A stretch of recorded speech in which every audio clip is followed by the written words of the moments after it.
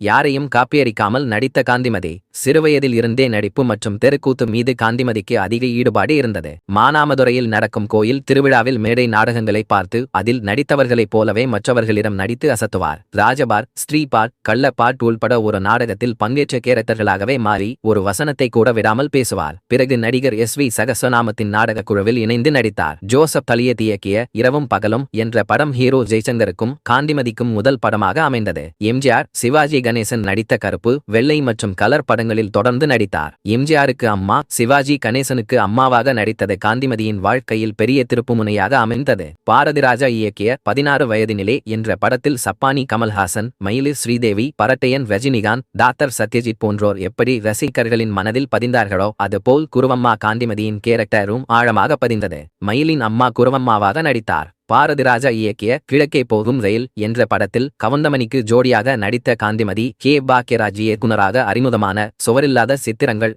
என்ற படத்தில் கல்லாப்பட்டி சிங்காரத்தின் மனைவியாக கே. பாக்யராஜின் அம்மாவாக சிறப்பாக நடித்திருந்தார். கே. பாக்யராஜ் இயக்கி நடித்த இன்று போய் நாளை வா என்ற படத்திலும் அவரது நடிப்பு தனித்துவமாக இருந்தது. சட்டம் என் கையில் என்ற படத்தில் கமல்ஹாசனுக்கு அம்மாவாக, SASOவனுக்கு மனைவியாக, கொடிசைவாழ் பெண்மணியாக நடிப்பில் அசத்தி இருந்தார். MA காஜா இயக்கிய மாந்தோப்பு கிளியே என்ற படத்தில் சுருளிராஜன், காந்திமதியின் நடிப்பு பெரிதும் பேசப்பட்டது.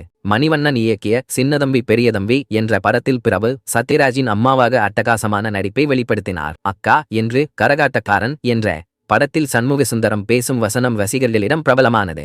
அக்காவாக ராமராஜனின் அம்மாவாக காந்திமதி நடித்தார். அக்கா, தங்கை, அம்மா, மாமியார், வெள்ளி என்று செட்டிநாட்டு பாஷை, மதுரை பாஷை, கோவை பாஷை, சென்னை பாஷையில் அசத்தலான நடிப்பை வெளிப்படுத்திய காந்திமதிக்கு கமல்ஹாசன் தொடர்ந்து வாய்ப்பு வழங்கினார். அப்போது கமல்ஹாசனின் அபூர்வ சகோதரர்கள் என்ற படத்தின் படப்பிடிப்பு 20 நாட்களுடன் நின்றுவிட்டது. மெக்கானி கமல்ஹாசனுக்கு அம்மாவாக காந்திமதி நடித்தார்.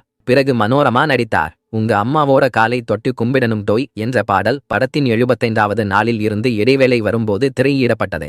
அப்போது கமல்ஹாசனும் காந்திமதியும் ஆடிய பாடலை பார்ப்பதற்காகவே ரசிகர்கள் மீண்டும் மீண்டும் திரையரங்கிற்கு வந்தனர். பாரதிராஜா இயக்கிய மண்வாசனை என்ற படத்தில் காந்திமதி ஏற்ற ஒஸ்ஸாயி என்ற கிழவி வேடம் இன்றளவும் பேசப்படுகிறது. கையில் போல், காதில் தண்டட்டி, சுருக்கம் விழுந்த பார்வை, கூன் விழுந்த முதுகு, வார்த்தைக்கு வார்த்தை பழமொழிகள் என்று அவரை அவ்வளவு எளிதில் மறக்க முடியாது. பிறகு கமல்ஹாசனின் விருமாண்டி என்ற படத்தில் விருமாண்டியையும் அன்னலட்சுமி அபிராமியையும் தனது வீட்டில் அரைக்கலம் கொடுத்து காந்திமதி காப்பாற்றுவார். கமல்ஹாசனின் தேவர் மதன் என்ற படத்தின் கிளைமாக்ஸில் தேர் வெடிக்கும் காட்சி காந்திமதியின் நடிப்புக்கான சாட்சியாக இருந்தது.